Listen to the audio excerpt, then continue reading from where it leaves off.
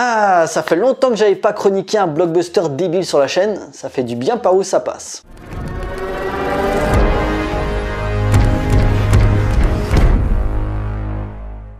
Bonjour à tous, il va être question de Fast and Furious 9, réalisé par Justin Lin.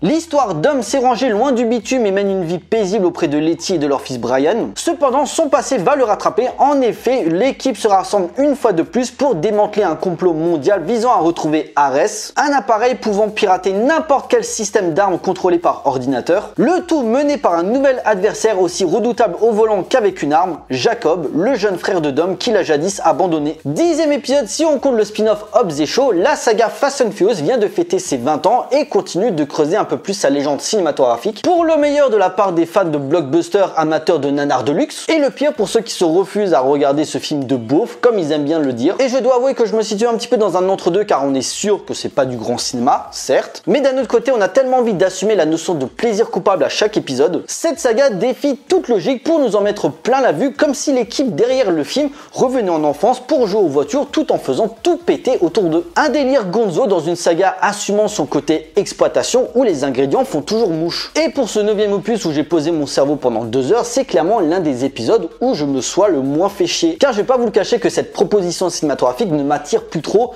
mais j'ai pas boudé mon plaisir, même si la séance a été désagréable, mais pour autre chose. En gros, ce qui s'est passé, c'est que il y a eu des racailles qui sont entrés dans la salle, je crois qu'ils étaient une dizaine, et ils ont commencé à foutre le bordel durant la séance.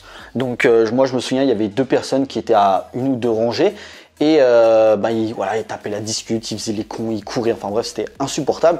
Et il y a 2 jeunes, donc ils leur ont dit écoutez, chut, arrêtez quoi. Et d'un coup à un moment je suis en train de regarder des films et j'entends un bruit genre un mec qui a jeté quelque chose. Et en fait ils se sont pris des pop-corn et du coca, donc déjà ça, sympa. Ils se sont avancés.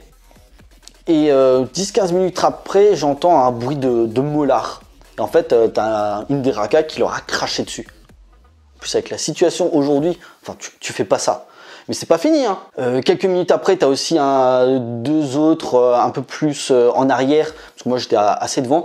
T'as le mec, forcément, il leur dit ouais, s'il vous plaît, fermez vos gueules parce que ça devient chiant là. Le mec, j'ai oublié, ils étaient 10, donc forcément il a ramené tous ses potes et je le voyais, les gars, ils étaient autour d'eux quoi. Enfin ouais, vas-y, pose tes couilles, vas-y, lève-toi que je te défends. Je dis putain les gars, moi je comprends pas. Je veux dire, vous allez dans une salle de cinéma pour regarder un film.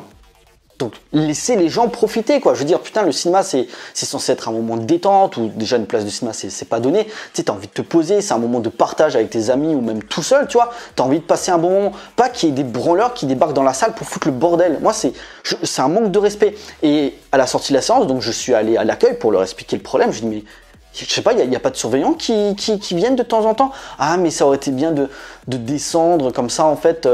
L'agent de sécurité c'est pas via notre boîte donc on les aurait appelés et ils seraient venus. Je fais, vous êtes sérieux là? Il n'y a pas d'agent de sécurité. Alors pour ceux qui sont à Strasbourg, je n'étais pas à l'UGC donc si c'est pas l'UGC forcément c'est l'autre cinéma donc j'ai pas envie de donner le nom. Mais après on va me dire ouais mais toi pourquoi t'as pas réagi?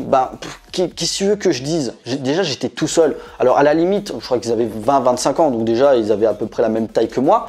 Et peut-être s'ils auraient été 1, 2 voire 3, j'aurais pu gérer, tu vois, je me serais levé, j'aurais dit bon maintenant vous arrêtez vos conneries, tu vois, j'essaie d'un petit peu de m'imposer.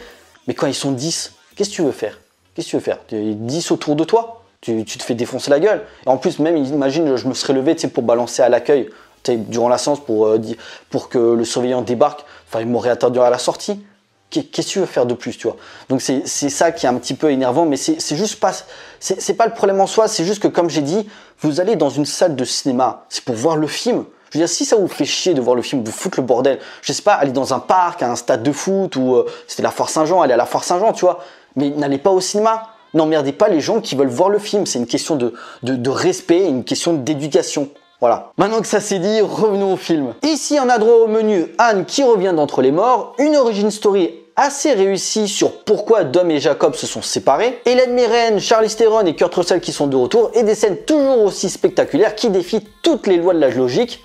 Ah oui, et aussi ils vont dans l'espace. Rien que ça. Derrière la caméra, nous retrouvons Justin Lin qui avec cet épisode en est à sa 5e réalisation, Tokyo Drift, le 4, le 5 que je considère comme le meilleur opus de la saga, le 6 que je considère comme le pire opus de la saga, et donc le 9. Entre temps, il était parti sur la saga Star Trek où il avait réalisé le 3e opus Star Trek Beyond, que j'avais plutôt bien apprécié. Et ce que j'aime beaucoup avec lui, c'est qu'une fois de plus, même si c'est pas un grand cinéaste, on est d'accord, c'est qu'il arrive à mettre en image crédiblement une certaine cohérence dans un univers qui assume son incohérence, lui permettant de mettre en scène des idées visuelles toutes plus folles les unes que les autres, avec une réelle efficacité dans le rythme et dans le respect de la continuité narrative. Et ça commence très fort où, comme à chaque fois, les 20 premières minutes, la première scène d'action est juste explosive. T'as une course-poursuite dans la jungle où ça tire dans tous les sens, ils doivent traverser un champ de mines, jusqu'à la scène du pont où ils arrivent à s'en sortir sans bleu. Ne cherchez aucun réalisme là-dedans. D'ailleurs, il y a un truc qui m'a fait rire parce que juste après, tu as une discussion entre Roman et Tej où Roman explique qu'on a toujours une part de chance dans nos aventures. En effet, car auparavant, donc dans la scène de la jungle, il est entouré de 10 mecs. Il réussit à tous les buter et en fait tu vois des impacts de balles sur sa veste, mais il a rien. Et en gros il est là pour dire que ouais, regardez, dans nos aventures on a affronté des terroristes, on s'est fait poursuivre par des hélicoptères, des tanks et des sous-marins et on s'en en est toujours sorti. C'est juste un moyen de rationaliser la débilité des scènes d'action et que le spectateur ne doit pas trop réfléchir et juste accepter ce qui se prend dans la gueule niveau effets spéciaux. Un running gag qui casse un petit peu le 4e mur. Bien sûr, ce qui fait la force de Fast and Furious, c'est l'aspect familia qui est le thème fort de la saga, où chacun est soudé, l'équipe est un vrai noyau à qui il peut rien leur arriver. Thème encore plus renforcé avec l'arrivée d'un nouveau personnage, Jacob, le frère de Dom, interprété par John Cena.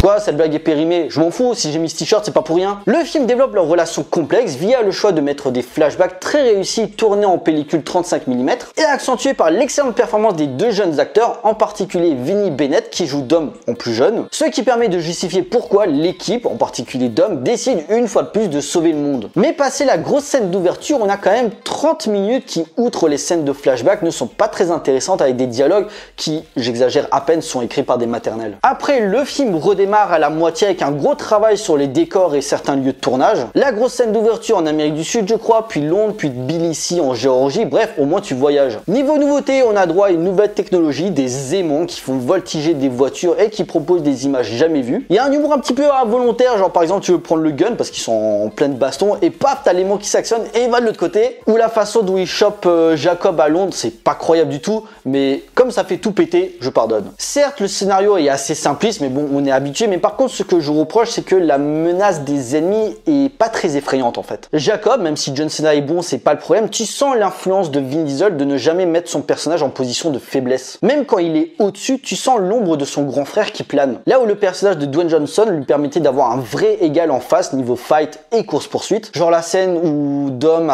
se bat contre 10 mecs, il arrive à les maîtriser et tu fais ouais, arrête, c'est abusé là. Après, peut-être aussi le fait que Dwayne Johnson n'est pas dans cet opus, Vin Diesel a pu récupérer un petit peu sa mamie sur la saga dans l'écriture et montrer que c'est lui le boss depuis le premier film. John Cena débarque dans la saga, il a pas voulu foutre le bordel parce que entre Dwayne Johnson et Vin Diesel, entre les crises d'ego, les salaires, c'est pas trop la joie en ce moment. John Cena, c'est pas son caractère, il est plus cool, mais il aurait pu apporter quelques idées pour étoffer son personnage. Il y a une haine entre les deux frères, mais contenue surtout par le fait que Jacob était quand même encore en contact avec leur sœur Mia. Après, John Cena, il est surtout connu grâce au catch. Au niveau cinéma, c'est encore un petit peu compliqué, il doit encore faire ses preuves.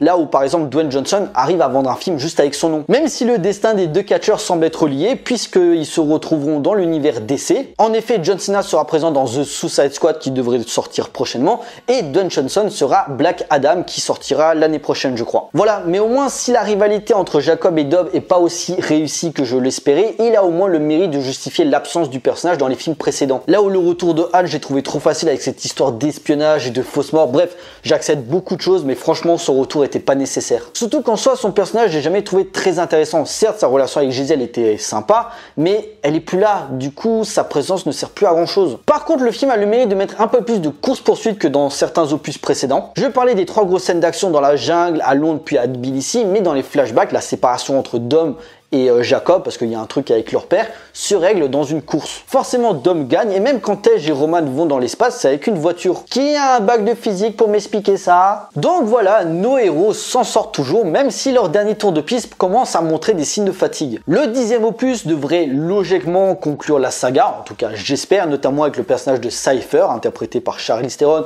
qui est clairement vendu comme la principale méchante de la saga Fast and Furious, pourrait s'avérer bien explosif et être un magnifique adieu à tous les fans. Qui a quand même perdu une partie de ses fans depuis la mort de Paul Walker. D'ailleurs, le moment émotion à la fin qui évoque la star défunte, personnellement, ça m'a fait plaisir. Certaines personnes dans la salle ont aussi été très touchées par ça. Maintenant, je pense qu'après le 10e opus, la saga va pas s'arrêter. Je pense qu'il y aura quand même certains speed-offs, notamment avec la scène post-générique. Ouais, je spoil, mais bon, je m'en fous, c'est Fast and Furious, les gars. Où en gros, tu vois Shaw, interprété par Jason Statham, qui est en train de défoncer un mec avec une histoire de puce.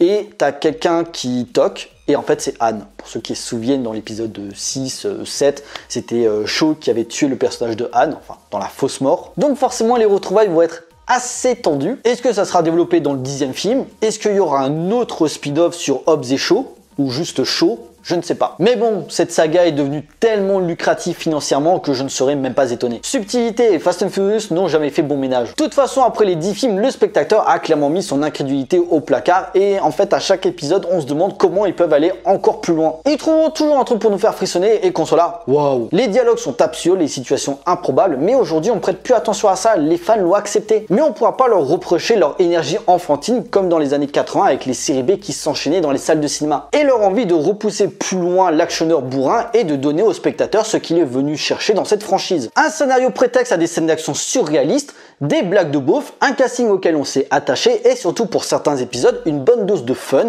auquel il serait dommage de s'en priver vu la période qu'on subit depuis presque 2 ans. C'est un trip cartoonesque qui a perdu son sérieux, où la fainéantise de l'écriture est pardonnée par une mise en scène qui fonce à 200 à l'heure via des voitures ultra tunées, des explosions à coups de missile et surtout un humour à la limite du mauvais goût, mais bon, on n'est plus à ça près. En conclusion, vous voulez du grand spectacle pyrotechnique, allez voir Fast and Furious 9. Laissez votre intelligence en dehors de la salle pendant 2 heures devant une vraie sincérité dans les explosions, les courses-poursuites et les bastos dans la gueule. Bien sûr, si ce type de film ne vous fait pas envie, ça sert à rien de dire que c'est de la merde. En allant dans la salle, vous savez très bien à quoi vous attendre. Fast and Furious, c'est comme un dîner mondain où on s'amuse de parler du réchauffement climatique, mais où finalement on se marre d'avoir lâché une caisse plus grosse que la précédente. En gros, c'est con, mais c'est bon. Voilà, cette vidéo est à présent terminée. J'espère qu'elle vous a plu. N'hésitez pas à liker, à partager auprès de vos amis si vous en avez. N'hésitez pas à me laisser des commentaires pour me dire ce que vous avez pensé du film. Je vous encourage à me suivre sur les différents réseaux sociaux pour suivre l'actualité de la chaîne. Et surtout, abonnez-vous pour la soutenir. Pour nous, on se retrouve pour une prochaine vidéo. D'ici là, porte bien. Allez voir des films.